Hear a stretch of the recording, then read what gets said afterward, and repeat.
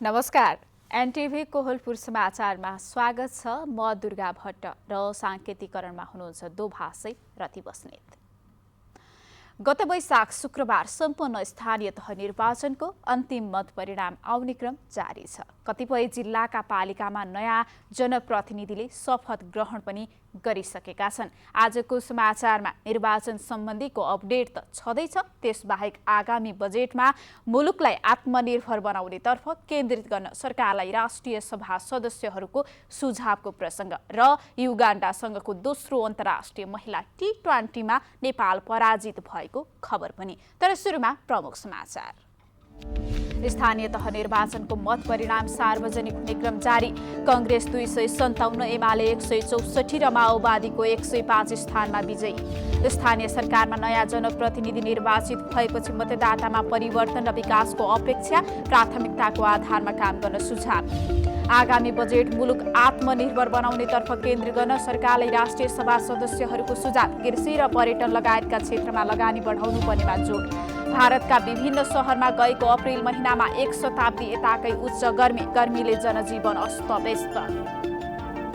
र युगान्डासँगको दोस्रो अन्तर्राष्ट्रिय महिला T20मा नेपाल पराजित। जितसँग युगान्डाको 5 खेलको सिरिजमा 3-0 को अग्रता।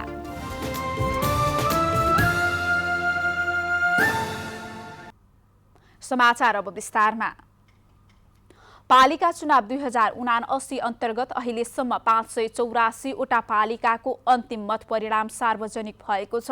178 वटा नगरपालिका र 406 वटा गाउँपालिका गरी 576 वटा पालिकाको अन्तिम नतिजा सार्वजनिक भएको हो। अहिलेसम्म नेपाली कांग्रेस 257 पालिका जितेर पहिलो स्थानमा छ।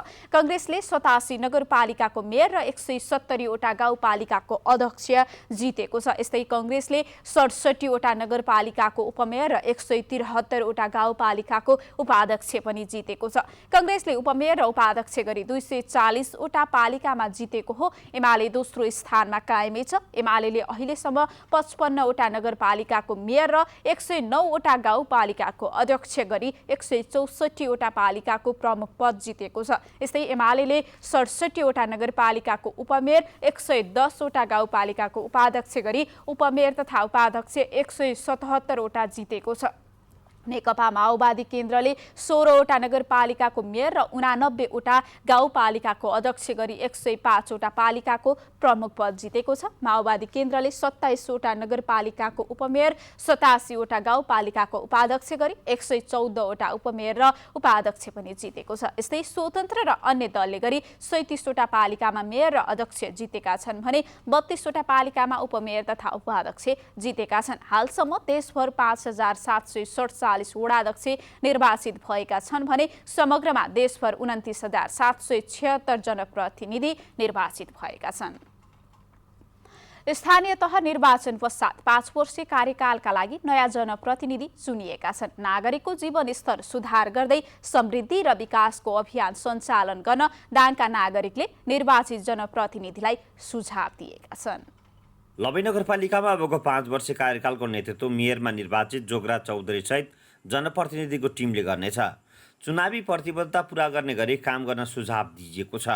स्थानीय तह निर्वाचन अधिकृतको कार्यालयले प्रमाणपत्र वितरण कार्यक्रममा राजनैतिक दलभन्दा माथि उठेर जनभावना अनुसार काम गर्न सुझाव दिइएको हो। साझा जनप्रतिनिधिको रूपमा काम गर्न स्थानीय हरिबहादुर थापाले आग्रह गर्नुभयो। दलभन्दा माथि उठेर नवै नगरपालिकाको हितमा काम गर्नुहुनेछ, सम्पूर्ण जनताको हितमा काम गर्नुहुनेछ भन्ने मैले विश्वास लिएको छु। जनताले विकास र समृद्धि खोजिरहेका छन्। त्यो कामको नेतृत्व स्थानीय सरकारले गर्ने भएकाले जनभावना अनुसार जनप्रतिनिधि अघि बढ्नुपर्ने राजनैतिक कर्मी वसन्तराज शर्माले बताउनुभयो। जनताको त्यो भाव र जनताको त्यो आस्था, जनताको त्यो विचार र जनताको त्यो सपनालाई साकार पार्न तपाईहरु सफल हुनुहोस्। तपाईहरुलाई मुरी शुभकामना छ। पूर्व पश्चिम राजमार्गले छोएको नगरपालिका भए पनि यस पालिकामा अझै विकासका योजनाहरू कार्यान्वयन गर्न आवश्यक छ। किसानका समस्यालाई समाधान गर्दै समृद्ध नगर बनाउने अभियान रहेको नवनिर्वाचित नगर प्रमुख जोगराज चौधरीले बताउनुभयो। गरिब मजदुरलाई कसरी हामीले यो नगरपालिकाको जिम्मेवारी के हो भनेर हामी त्यो चिज बोध गराउन सक्छौँ भन्ने हामी सबैसित सहयोगको आकाङ्क्षा गर्छ। सबैसँगको सहकार्यबाट स्थानीय सरकारको कामलाई प्रभावकारी बनाउन सकिने भएकाले जनप्रतिनिधिले सबैको साथ लिएर अघि बढ्नुपर्ने देखिन्छ। दशरथ घिमिरे, नेपाल टेलिभिजन, लुम्बिनी प्रदेश, दाङ। 584 पालिकाको मतगणना सकिएको छ र मत परिणाम आइसकेको छ। यो सँगसँगै अन्य पालिकाहरूको पनि समग्रमा देशैभरको यो पालिकाको विषयमा मैले जानकारी गराएँ भने अन्य पालिकाहरूको पनि मतगणनाको मत परिणाम आउने क्रम जारी नै छ। यही विषयमा हामी हाम्रा रूपन्देही संवाददाता केशव भण्डारीसँग पनि जोडिनेछौँ। समग्र रूपन्देहीको अवस्था के छ, कहिलेसम्म यो मत परिणाम आइसक्छ, के आकलन गरिएको छ भन्ने विषयमा हाम्रा रूपन्देही संवाददाता केशव भण्डारीसँग जोडिनेछौँ। केशवजी। हजुर दुर्गाजी, समग्र यो रूपन्देहीको अवस्थालाई हेर्दाखेरि अहिले मतगणनाको अवस्था कस्तो रहेको छ? त्यहाँ पटक पटक अवरोध पनि भएको थियो तिलोत्तमा नगरपालिकामा। विशेष गरी यो समग्र अवस्था रूपन्देहीको अवस्थालाई जानकारी गराइदिनुहोस्। दुर्गाजी, अहिले तिलोत्तमा नगरपालिकामा मतगणना भइरहेको छ र 2 पटकसम्म अवरुद्ध भइसकेपछि आज बिहान 4 बजेबाट मतगणना सुरु भएको हो र आज बुटोलमा पनि धेरै बेर मतगणना रोकियो।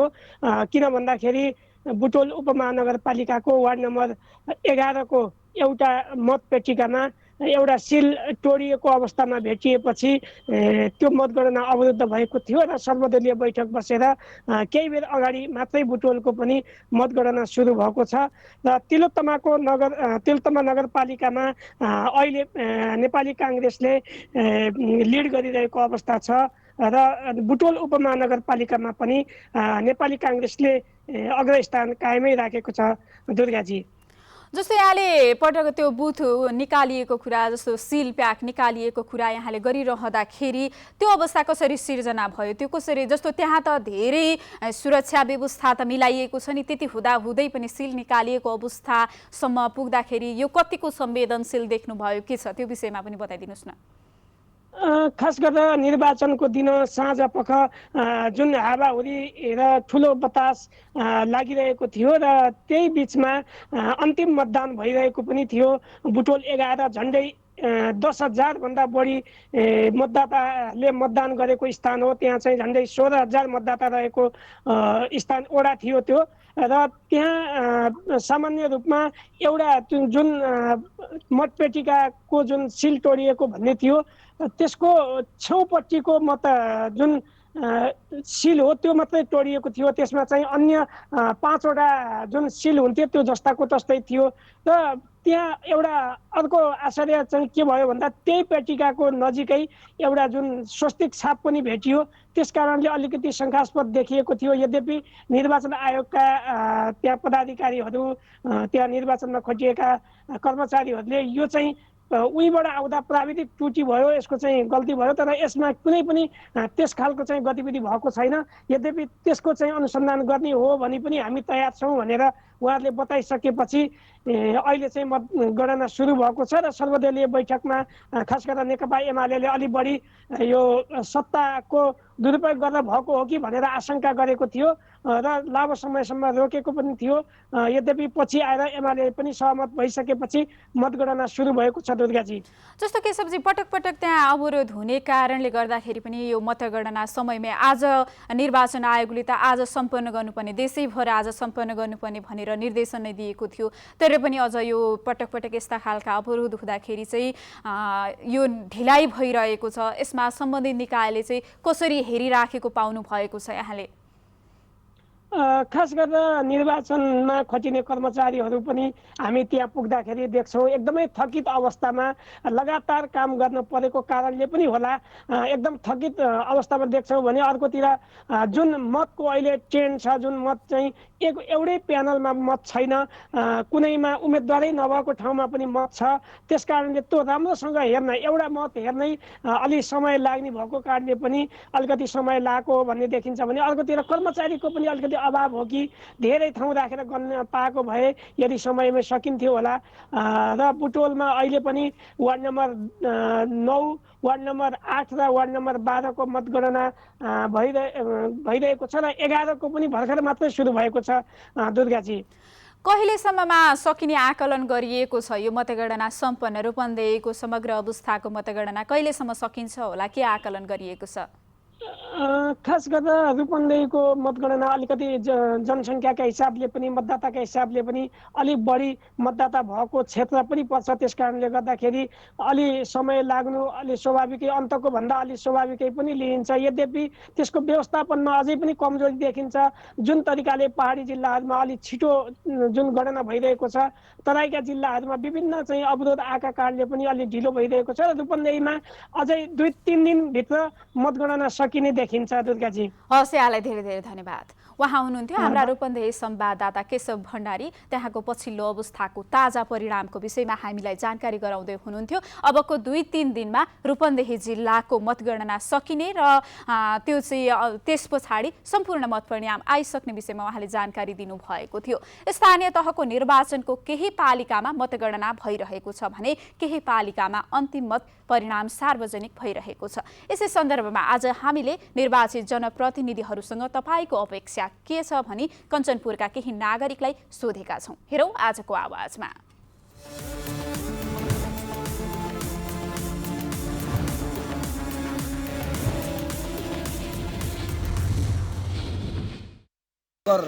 चलाउनलाई यहीँको जनताको सहयोग नै चाहिन्छ। त्यो भएर अहिलेको जनताले सही मान्छे, सक्षम मान्छेलाई नै एकचोटि हेर्नुपर्छ भन्ने हिसाबले अहिले यो निर्वाचनको जुन देखिराखेको छ मत परिणाम नेपाली काङ्ग्रेसको राम्रै होला जस्तो छ। हुनु पर्यो, देश विकास हुनु पर्यो होइन। अब त्यस्तै हो।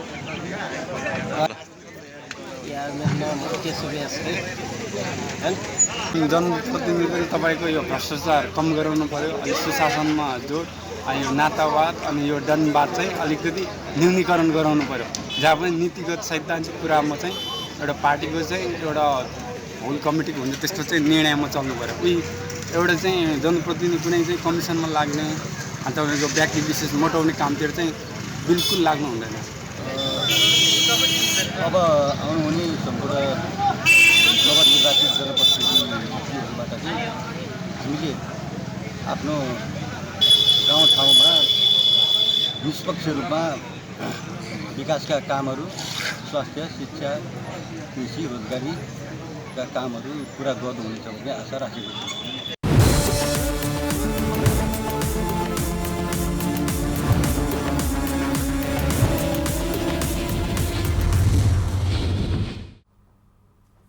राष्ट्रिय सभा सांसदहरूले आर्थिक वर्ष 2079-80 को बजेट मुलुक आत्मनिर्भर बनाउनेतर्फ केन्द्रित गर्न सरकारलाई सुझाव दिनुभएको छ। राष्ट्रिय सभाको आजको बैठकमा उहाँहरूले मुलुकको कृषि र पर्यटन लगायतका क्षेत्रमा लगानी बढाउने र आत्मनिर्भरतातर्फ केन्द्रित हुने गरी बजेट विनियोजन हुनुपर्नेमा जोड दिनुभयो। नेकपा एमालेका सांसद खिमलाल भट्टराईले सरकारसँग सही योजना भएको खण्डमा मात्रै प्रतिपक्ष दल राष्ट्रिय सहमति गर्न तयार रहेको बताउनुभयो। नेकपा एकीकृत समाजवादी पार्टीका सांसद डाक्टर बेदुराम भुसालले आवश्यकता अनुसार आर्थिक, सामाजिक र सांस्कृतिक विकास र सामाजिक रूपान्तरणसँगै मुलुकको विकासतर्फ अभियान सञ्चालन गर्नुपर्ने बताउनुभयो। जनता समाजवादी पार्टी जसपाका नेपालका सांसद प्रमिला कुमारी राज्यका हरेक संरचनामा सीमान्तकृत समुदायको समाज सहभागिता हुने गरी कानून निर्माण गर्नुपर्नेमा जोड दिनुभयो। कम्तीमा 60% बजेट स्थानीय तहमा खर्च हुने गरी बजेट विनियोजन गर्नुपर्नेमा उहाँको भनाइ छ। यसैगरी हामी निर्वाचन विशेषमा चाहिँ रहेका छौँ र निर्वाचनलाई केन्द्रित गरेर हाम्रा विभिन्न जिल्लाका जिल्ला संवाददाताहरूसँग कुराकानी गरिरहेका छौँ। अब भने हामी पश्चिम नवलपरासीका हाम्रा संवाददाता विकास अधिकारीसँग जोडिनेछौँ। त्यहाँको पछिल्लो अवस्थाको के छ, कसरी चाहिँ अगाडि बढिराखेको छ, मत परिणाम सबै पालिकाको आइसकेको हो कि के छ भन्ने विषयमा कुराकानी गर्नेछौँ। विकासजी, हजुर, पछिल्लो अवस्थाको बारेमा जानकारी गराइदिनुहोस् न हामीलाई। पश्चिम नवलपरासीको अवस्था के छ, कहिलेसम्म मत परिणाम सकिन्छ या सकिसकेको हो, त्यो विषयमा जानकारी गराइदिनुहोस् न।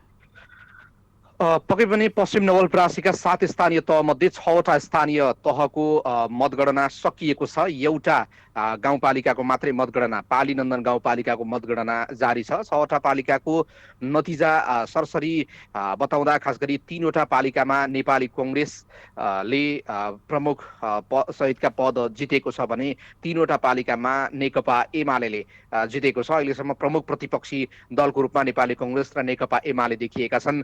जिल्लाको सदरमुकाम रहेको रामग्राम नगरपालिका, सुनवल नगरपालिका र सरावल गाउँपालिकामा नेकपा एमाले जित हात पारेको छ भने बर्दघाट नगरपालिका, प्रतापपुर गाउँपालिका र सुस्ता गाउँपालिकामा नेपाली कङ्ग्रेसले नेतृत्व हात पार्न सफल भएको छ। र पालीनन्दन गाउँपालिकामा भने अहिले पनि मतगणना जारी भइरहेको छ। त्यहाँ 6वटा वडा छन् जम्मा, तर केही ढिलो गरी मतगणना भइरहेको अवस्था छ। यद्यपि आज राति अबेर अर्थात् भोलि बिहानसम्म चाहिँ त्यहाँको मतपरिणाम सार्वजनिक हुने भनेर केही बेर अगाडि मात्रै मलाई त्यहाँका निर्वाचन अधिकृतले जानकारी दिनुभएको छ। त्यहाँ अन्तिम वडाको गणना अहिले चलिरहेको छ र त्यहाँ नेपाली कङ्ग्रेस र माओवादी केन्द्रबीच कडा प्रतिस्पर्धा देखिएको छ। अहिले 100 मतको मात्रै अन्तरले नेकपा माओवादीले लिड गरिरहेको अवस्था देखिन्छ। जस्तो विकासजी, यसरी अब एउटा मात्र पालिकाको मतगणना हुन बाँकी छ र भोलिसम्ममा आइसक्ने यहाँले आकलन भएको भनेर जानकारी गराइरहँदाखेरि त्यहाँका मतदाताहरू या त्यहाँका स्थानीयहरूमा चाहिँ अब यो नयाँ नेतृत्व लिइराखेका जनप्रतिनिधिहरूसँग चाहिँ के कस्तो आशा अपेक्षा राख्नु भएको छ, यो विषय बुझ्नु भएको थियो यहाँले? पक्कै पनि जसरी कार्यकर्ताहरू, नेता कार्यकर्ताहरू उत्साहका साथ विभिन्न पार्टीका विजय र्यालीहरूमा आज सहभागी भइरहेका थिए र अहिले यहाँलाई जानकारी गराउँ, रामग्राम नगरपालिकाको सभा हलमा अहिले पनि शपथ ग्रहण कार्यक्रम, जिल्लाका निर्वाचित जनप्रतिनिधिहरू, पालिका प्रमुखहरूलाई मुख्य निर्वाचन अधिकृतले शपथ ग्रहण गराउने र सम्बन्धित पालिकाका प्रमुखले उपप्रमुख सहित अन्य वडाका प्रतिनिधि, वडा अध्यक्ष लगायतलाई शपथ ग्रहण गराउने भएको हुनाले अहिले पालिका प्रमुखहरूको शपथ ग्रहण कार्यक्रम अहिले रामग्राम नगरपालिकाको सभा हलमा चलिरहेको छ र त्यहाँ पनि धेरै सर्वसाधारण मानिसको पनि उपस्थिति देख्न पाइयो र विभिन्न र्यालीहरूमा, विजय उत्सवहरूमा पनि उपस्थिति र सँगै त्यो र्याली विजय उत्सवलाई निहाल्ने मान्छेहरूको प्रतिक्रिया हामीले आम सर्वसाधारणको लिँदा उनीहरूले यसै गरी जुन उत्साहका साथ नयाँ जनप्रतिनिधिले जुन प्रतिबद्धता व्यक्त गरेका छन्, सबैका घोषणा पत्र कार्यान्वयन गर्ने हो भने साँच्चै स्थानीय स्तरमा विकासको मूल फुट्नेछ, निकै राम्रो दौडा देख्न सकिनेछ विकासको भन्ने अपेक्षा गरेका छन्। तर आम सर्वसाधारणमा त्यसको कार्यान्वयन पक्ष र जुन चाहिँ उम्मेदवारको भोट माग्ने बेलाको प्रतिबद्धता हो त्यो बिस्तारै बदलिन्छ भन्ने चिन्ता र त्यो चासो चाहिँ यथावत नै रहेको छ। जस्तै यहाँले जो चुनिनु भएको छ जनप्रतिनिधि, उहाँहरूसँग पनि प्रतिक्रिया लिनु भएको होला, उहाँको प्रतिक्रिया चाहिँ के पाउनु भएको छ यहाँले? उहाँहरूले पक्कै पनि सबैभन्दा पहिले त उहाँहरूले हामीले जारी गरेको घोषणा पत्रलाई प्रमुख प्राथमिकता दिएर अब बजेट निर्माणको क्रममा पनि रहने गर्छ स्थानीय सरकार, त्यसले गर्दा प्रमुख प्राथमिकता दिएर हामीले बजेट निर्माण गर्नेछौँ र त्यसलाई कार्यान्वयन नै हाम्रो प्रमुख प्राथमिकता हुनेछ भनेर बताउनु भएको छ भने जिल्लाका धेरै पालिकामा अहिले डुबान कटानको समस्या छ र त्यो समस्या समाधान गर्ने प्रमुख प्राथमिकता उहाँहरूको देखिन्छ र त्यस पछाडि कृषि, शिक्षा, स्वास्थ्यमा उहाँहरूले प्राथमिकता देखाउनु भएको छ। तर अधिकांश पालिकाले महत्त्वकांक्षी योजनाकै रूपमा जुन चाहिँ यो स्थानीय सरकारले मात्रै सम्भव नहुने देखिन्छ, पश्चिम नवलपरासीको डुबान कटानको समस्या देशलाई नै सर्वविदितै छ। विगतमा धेरै किसिमका समस्याहरू देखिएको थियो र यस वर्ष पनि अब वर्षा सुरु हुन 1 महिना पनि बाँकी छैन, बर्सातको मौसम, त्यसले गर्दा त्यसलाई हामी केही हदसम्म रोक्छौँ र पहिलो प्राथमिकतामा राख्छौँ भन्ने पालिका प्रमुखहरू जो जननिर्वाचित प्रतिनिधि हुनुहुन्छ अहिलेका, उहाँहरूको प्राथमिकता वडा तहका प्रतिनिधिदेखि पालिका प्रमुखहरूसम्मको त्यो पाउन सकिन्छ। हस्, यहाँलाई धेरै धेरै धन्यवाद। उहाँ हुनुहुन्थ्यो हाम्रा पश्चिम नवलपरासी संवाददाता विकास अधिकारी। त्यहाँका एउटा पालिकाको मात्रै अब मतगणना हुन बाँकी छ र भोलिसम्ममा त्यो मतगणना सकिने र सम्पूर्ण पालिकाको मतपरिणाम आइसक्ने, साथै अहिले त्यहाँ शपथ ग्रहणको कार्यक्रम पनि चलिराखेको विषयमा उहाँले जानकारी गराउनु भएको थियो। डडेलधुरामा नवनिर्वाचित पालिका प्रमुखहरूले आज पद तथा गोपनीयताको शपथ लिएका छन्। आज 2 नगरपालिका र 5 गाउँपालिका प्रमुख तथा अध्यक्षले जिल्ला न्यायाधीशबाट पद तथा गोपनीयताको शपथ लिएका हुन्। जिल्ला न्यायाधीश तथा मुख्य निर्वाचन अधिकृत हरिप्रसाद शर्माले नवनिर्वाचित प्रमुख तथा अध्यक्षलाई शपथ खुवाउनु भएको हो। पालिका प्रमुखहरूले निर्वाचित भएको 7 दिनभित्र सम्बन्धित जिल्लाका न्यायाधीशबाट पद तथा गोपनीयताको शपथ लिने कानुनी व्यवस्था रहेको छ। डेडेलधुराका 7 वटा स्थानीय तहमध्ये नेपाली कांग्रेस 5 तथा नेकपा माओवादी केन्द्र प्रमुख 2 तहको प्रमुख पदमा जित हासिल गरेका छन्। यसैबीच दैलेखका 11 वटा स्थानीय तहमा विजयी प्रमुखहरूले शपथ लिनु भएको छ। मुख्य निर्वाचन अधिकृत दण्डपाणी लामिछानेले निर्वाचित सबै पालिका प्रमुखहरूलाई शपथ ग्रहण गराउनु भएको हो। दैलेखका 11 पालिकाहरूमध्ये नेपाली कांग्रेसले 5, नेकपा एमाले 4 र नेकपा माओवादी केन्द्रले 2 पालिका विजयी भएको छ। यस्तै कपिलवस्तु नगरपालिकामा पनि नवनिर्वाचित पदाधिकारीलाई प्रमाणपत्र वितरण गरिएको छ। मुख्य निर्वाचन अधिकृतको कार्यालयले नवनिर्वाचित पदाधिकारीहरूलाई प्रमाणपत्र दिएको हो। 12 वटा वडा रहेको कपिलवस्तुमा 62 जना पदाधिकारीहरू निर्वाचित भएका छन्। साथै दार्चुलाका 9 वटा स्थानीय तहका प्रमुखहरूलाई पनि शपथ ग्रहण गराइएको छ। आज जिल्ला सदरमुकाम खलङ्गामा मुख्य निर्वाचन अधिकृत कोमल प्रसाद आचार्यले नवनिर्वाचित पालिका प्रमुखहरूलाई शपथ ग्रहण गराउनु भएको हो। दार्चुलाका 9 वटा स्थानीय तहमध्ये 5 पालिकामा नेकपा एमाले नेतृत्व पाएको छ भने 4 स्थानीय तह गठबन्धन विजयी भएको छ। अब हामी सल्यानतिर जोडिनेछौँ। सल्यानको सम्पूर्ण पालिकामा निर्वाचित भइसक्नु भएको छ जनप्रतिनिधि। उहाँहरूले चाहिँ यो सम्पूर्ण पालिकाको घोषणा भइसकेको समाचार हामीले केही दिन अगाडि पनि अपडेट गराएका थियौँ। यसै सन्दर्भमा हाम्रा सल्यान संवाददाता प्रतीक शर्मा हामीसँग जोडिनुहुनेछ। प्रतीकजी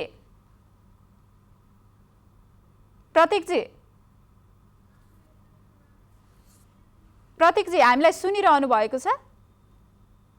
हामी सल्यान संवाददाता प्रतीक शर्मासँग जोडिने प्रयास गरिराखेका छौँ, तर मैले उहाँको आवाज सुन्न सकिराखेको छैन। प्रतीकजी, प्राविधिक कारणवश हामी उहाँसँग जोडिन नसक्ने अवस्था रहेको छ। अब अन्य प्रसङ्गतर्फ लाग्दैछु। नेपालमा पछिल्लो 24 घण्टामा थप 12 जनामा कोरोना भाइरसको संक्रमण पुष्टि भएको छ। स्वास्थ्य तथा जनसङ्ख्या मन्त्रालयका अनुसार 2580 जनाको PCR परीक्षणमा 12 जना र 1047 जनाको एन्टिजेन परीक्षणमा 0 जना गरी 12 जनामा संक्रमण पुष्टि भएको हो। पछिल्लो 24 घण्टामा कोरोनाबाट 9 जना निको भएका छन् भने हाल देशभर 150 जना सक्रिय संक्रमित रहेका छन्। अब अन्तर्राष्ट्रिय समाचार।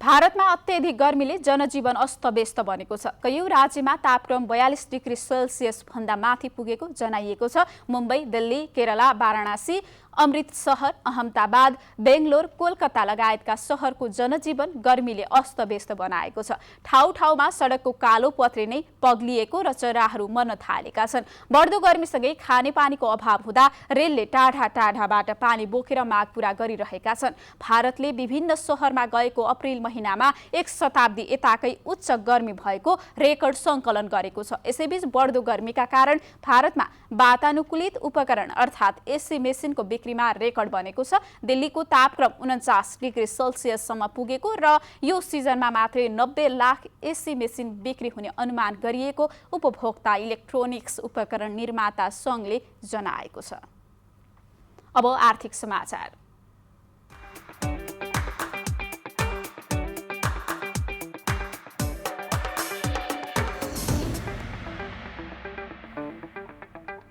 शेयर बजार आज दोहोरो अङ्कले घटेको छ। शेयर बजार परिसूचक नेप्से आज 23.51 अङ्कले घटेर 2250.91 बिन्दुमा झरेको छ। आज म्युचुअल फन्ड बाहेक अरू सबै समूहको शेयर ओह्रालो लागेको छ। 219 वटा कम्पनीका 37,98,000 किता शेयर 1 अर्ब 30 करोड रुपियाँमा कारोबार भएको छ। सबैभन्दा धेरै प्रभु बैंकको प्रमोटर शेयर 12 करोड 81 लाख रुपियाँमा किनबेच भयो। आज सबैभन्दा धेरै लुम्बिनी जनरल इन्सुरेन्सको शेयर 7% घटेको छ। समग्रमा बजार रातामे हुँदा पनि जनरल इन्सुरेन्सको शेयर भने 7.5% बढेको छ।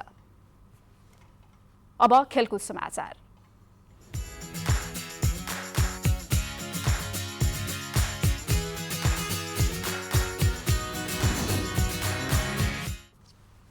पाहुना टोली युगाण्डाले नेपाल विरुद्धको महिला T20 अन्तर्राष्ट्रिय क्रिकेट सिरिज जितेको छ।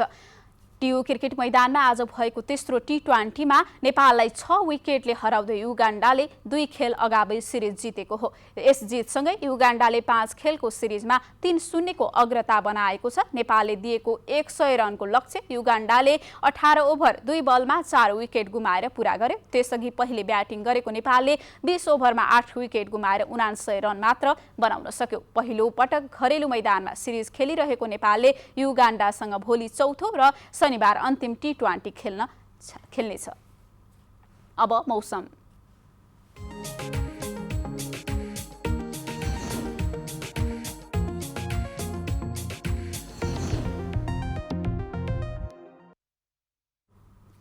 आज सुदूरपश्चिम लुम्बिनी प्रदेश लगायतका देशका पहाडी भूभागहरूमा आंशिक बदली रह्यो। आज राति पनि प्रदेश नम्बर 1 मध्य प्रदेश लगायत अन्य प्रदेशका पहाडी भूभागमा सामान्य बदली रही त्यसका बाँकी भूभागमा मौसम सामान्यतया सफा रहनेछ। अब मौसम सम्बन्धी थप विवरण।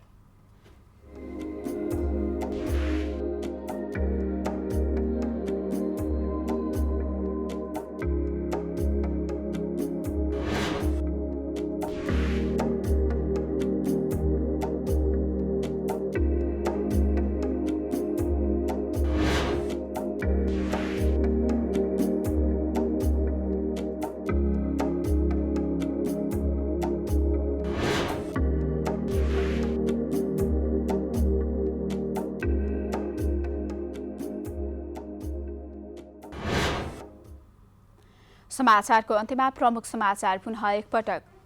स्थानीय तह निर्वाचनको मत परिणाम सार्वजनिक हुने क्रम जारी। कांग्रेस 257, एमाले 164 र माओवादीको 105 स्थानमा विजयी। स्थानीय सरकारमा नयाँ जनप्रतिनिधि निर्वाचित भएपछि मतदातामा परिवर्तन र विकासको अपेक्षा, प्राथमिकताको आधारमा काम गर्न सुझाव। आगामी बजेट मुलुक आत्मनिर्भर बनाउनेतर्फ केन्द्रित गर्न सरकारलाई राष्ट्रिय सभा सदस्यहरूको सुझाव। कृषि र पर्यटन लगायतका क्षेत्रमा लगानी बढाउनु पर्नेमा जोड। भारतका विभिन्न शहरमा गएको अप्रिल महिनामा 1 शताब्दी यताकै उच्च गर्मीले जनजीवन अस्तव्यस्त। र युगान्डासँगको दोस्रो अन्तर्राष्ट्रिय महिला टी20मा नेपाल पराजित। जितसँगै युगान्डाको 5 खेलको सिरिजमा 3-0 को अग्रता।